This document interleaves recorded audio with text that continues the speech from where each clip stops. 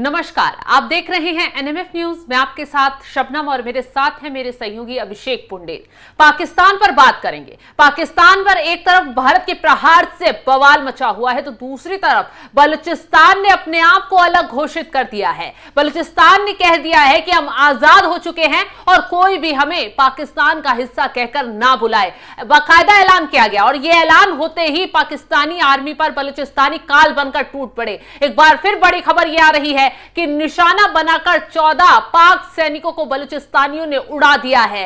बाकायदा टारगेट किया जा रहा है। अगर कोई भी सैनिक बलूचिस्तान के हिस्से में घुसने की कोशिश कर रहा है तो उसका बुरा हाल कर दिया जा रहा है। असीम मुनीर से लेकर शहबाज शरीफ भी बलूचिस्तान के इस प्रहार से कांपते हुए नजर आ रहे हैं। तो अभिषेक, जिस तरीके से बलूचिस्तानियों ने पाकिस्तान के टुकड़े टुकड़े कर डाले उससे तो तबाही बड़ी आ ही चुकी है।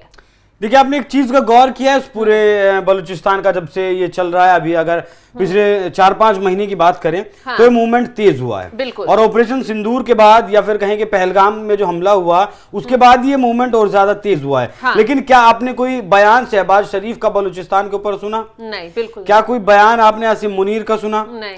क्या कोई आपने बयान उनके रक्षा मंत्री ख्वाजा आसिफ का सुना? नहीं। क्या आपने सिंधु में या तो खून बहेगा या तो हमारा पानी बहेगा या फिर हिंदुस्तानियों का खून बहेगा कहने वाले बिलावल भुट्टो का कोई बयान सुना?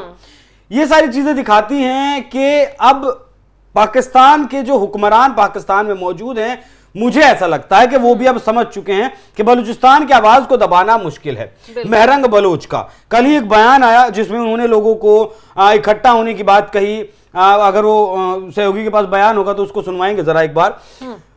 महरंग बलोच जब बयान दे रही थी तो वहां मतलब लाखों की संख्या में लोग उन्हें सुन रहे थे, भीड़ थी। और जिस तरीके से पिछले 4-5 महीने से टारगेट करके पिन पॉइंट करके पाकिस्तान के जवानों को, देखिए आम लोगों भी बता रही हैं, ये तस्वीरें वही तस्वीरें हैं जब 14 फौजियों को 14 सैनिकों को टारगेट करके मारा गया।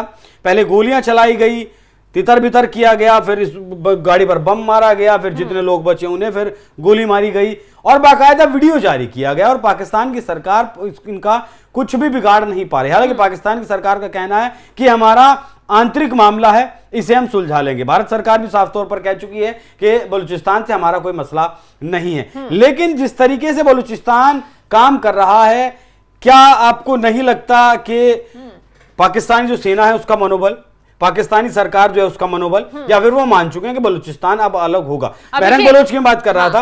महरंग बलोच को उन लोगों ने गिरफ्तार किया था, लेकिन कुछ दिनों बाद छोड़ना पड़ा। प्रेशर देखिए, दबाव देखिए। अब अंतरराष्ट्रीय तौर पर भी जो अपने अलग होने की मांग की ना, इन्होंने अपना झंडा डंडा अलग कर दिया, इन्होंने अपना पासपोर्ट अलग कर दिया और इन्होंने स्वघोषित खुद को आजादी भी दे दी। नीरियार बलोच कई दिन पहले इस बात को लेकर ट्वीट कर चुके हैं, महरंग बलोच भी कल इस बात को कह चुकी है। और मतलब ये आजादी की जो ज्वार है ना, शायद उसमें पाकिस्तान अब झुलस जाएगा। बिल्कुल। एक बात आपने कही कि जैसे ही ऑपरेशन सिंदूर भारत की तरफ से चलाया गया वैसे ही बलूचिस्तान जो है उसने अपने हमले पाकिस्तान पर तेज कर दिए। अब कहीं बलूचिस्तानी को यह समझ में आ गया कि पाकिस्तान आर्मी जो है उसके पास पावर नहीं है। पाकिस्तान आर्मी जो है घुटने टेकने में माहिर है। वो दौर भी याद होगा जब बांग्लादेश अलग हुआ, कैसे 93,000 सैनिकों ने पाक के भारत के आगे घुटने टेक दिए। तो यहां बलूचिस्तानियों को समझ में आ गया कि हम आजादी की जो अपना मिशन है उसको अब मौका मिलते ही आगे बढ़ा देंगे तो शायद अब सफलता मिलेगी। और वो सफलता कहीं ना कहीं मिल भी रही है, क्योंकि ना तो पाकिस्तान के पास इतने हथियार बचे हैं, ना मिसाइलें बची हैं, ना लड़ाकू विमान बचे हैं कि वो अब बलूचिस्तानियों पर कोई अटैक कर पाए या फिर बलूचिस्तानियों पर अपनी आर्मी को भेजकर कोई प्रहार कर पाए, क्योंकि लगातार बलूचिस्तानी जो है वो उल्टा आर्मी को ही टारगेट कर। देखिए, आर्मी जो वाहनों में जा रही है या फिर कॉन्वॉय के साथ जा रहे हैं तो ये ठोक ही रहे हैं लगातार। लेकिन फाइटर जेट से जैसे आपने कहा हमला करें या फिर तोप गोले बरसाएं उनके ऊपर, अपने देश में तोप गोले अगर बरसाएंगे तो इंटरनेशनल लेवल पर इनका क्या हाल होगा। हालांकि पहले ग्रे लिस्ट में है, पहले दुनिया भर में थू हो रही है। आतंकवादियों के जनाजे में जिस तरीके से लोग जा रहे हैं उसे दुनिया ने देखी है उन तस्वीरों को और पता चला है कि हाँ, आतंकवाद ही दुनिया में आतंकवाद को पालने पोसने वाला देश है। लेकिन ऑपरेशन सिंदूर के बाद एक चीज तो बदली है। देखिए, बलूचिस्तान के जो लड़ाके हैं उन्हें खत्म करना पाकिस्तानी सेना के लिए कोई बहुत बड़ी बात नहीं है, क्योंकि बांग्लादेश में भी 1970-71 में लाखों लोगों को इन लोगों ने मारा था। बिल्कुल। बलूचिस्तान के पास आधिकारिक तौर पर जो आंकड़ा मिलता है वो लगभग 8 से 10,000 लड़ाके हैं, ऐसा कहा जाता है। हालांकि हाईटेक हथियार हैं, हालांकि हथियारों के नाम पर क्या कंधे पर रखकर रॉकेट लॉन्चर इससे ज्यादा AK-47 होंगी, बंदूकें होंगी, इससे आगे ज्यादा तो कुछ नहीं होगा ना। लेकिन तालिबानी आगे चलते हैं। हाँ देखिए, एक फौज के सामने तो नहीं टिक सकते। हाँ। एक देखिए, तालिबान और अमेरिका का मामला अलग था। तालिबान के लोग उस जमीन को जानते थे, कहां क्या है, कैसे किससे निपटना है। अमेरिका नहीं जानता था उस जमीन को। अमेरिका की फौज वहां आई थी, नए थे, लोग आते जाते रहते थे, एक मनोबल की भी बात होती है कि अपनी मिट्टी को बचाना है। हालांकि एग्जांपल आपने ठीक दिया है कि बलूचिस्तान के जो लड़ाके हैं वो भी कहीं ना कहीं उस नक्शे कदम पर, तालिबान वाले नक्शे कदम पर चल रहे हैं। ऑपरेशन सिंदूर के बाद बलूचिस्तान को एक चीज समझ में आई कि पहलगाम में जो हमला किया उसके बाद जिस तरीके से सेना का डिप्लॉयमेंट हुआ वो पूरा पीओके की तरफ कर दिया गया। वहां टैंक भेज दिए गए, लाखों की संख्या में आर्मी भेज दी गई, तो कहीं ना कहीं उन्हें मौका मिला, उन्हें जगह बनाने का मौका मिला और जगह को उन्होंने बखूबी तरीके से बनाया, उस मौके को भुनाया और पाकिस्तानी आर्मी को वहां से खदेड़ा। पीओके पे सेना का डिप्लॉयमेंट करना पाकिस्तान के लिए बहुत बड़ी सिरदर्दी साबित हुआ। हाँ। बहुत गलत टाइम पर ये बलूचिस्तान के लिए बहुत सही टाइम और पाकिस्तान की सरकार के लिए बहुत सही टाइम ये साबित हुआ ऑपरेशन सिंदूर वाला। हाँ।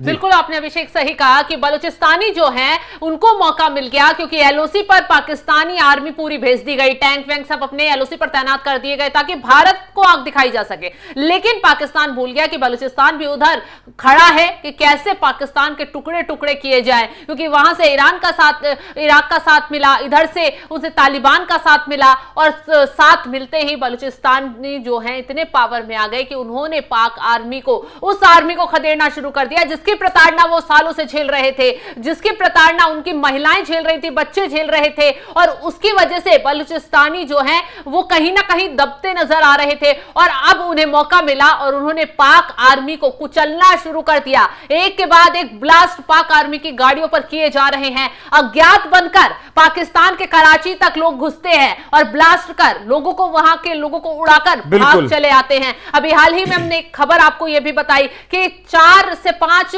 पंजाब प्रांत के जो लोग थे उन्हें पहले अगवा किया गया और उन्हें मौत के घाट उतार दिया गया। हालांकि सैनिक यही पता लगाते रह गए कि आखिर ये किसने किया और कौन वो अज्ञात शख्स है जो बार बार पाकिस्तान की राजधानी तक घुस आता है, मेन इलाकों तक टारगेट लोगों को करता है, सैनिकों को मारता है, लेकिन पकड़ में नहीं आता, तुरंत भाग जाता है। तो ये जो एक तरीके से पेजर ब्लास्ट जिसे कहें उस पाकिस्तान वो लगातार हो रहे हैं और बलूचिस्तानी मौका देख सारे काम कर रहे हैं, लेकिन पाकिस्तानी सेना उनका कुछ बिगाड़ नहीं पा रही। एक और बात मैं आपको इस मामले में बता दूं कि बलूचिस्तान के लोग भारत से और यूएन से उन्हें एक अलग देश बनाने की, अलग देश की सदस्यता देने की मांग कर रहे हैं। बल्कि फ्री बलूचिस्तान मूवमेंट लंदन में भी चल रहा है, यहां भी चल रहा है। उसके जो नेता हैं हिरबियार मारी ने भारत से मांग की है कि मुंबई में जो जिन्ना हाउस है उसे वो बलूचिस्तान हाउस में बदले और वो बलूचिस्तान, जैसे किसी देश में एक देश का उच्चायोग होता है उस तरीके से वो मांग कर रहे हैं कि बलूचिस्तान का उच्चायोग भारत में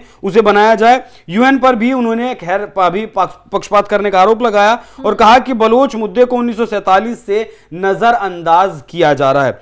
हालांकि उन्होंने अपील भी की है यूएन से कि उन्हें उनकी जो शांति सेना है, यूएन की जो शांति सेना है, उसे तुरंत बलूचिस्तान में भेजा जाए। पाकिस्तान फौज हमारी जमीन, समंदरों और एयर स्पेस से बाहर पाकिस्तानी फौज को निकाला जाए।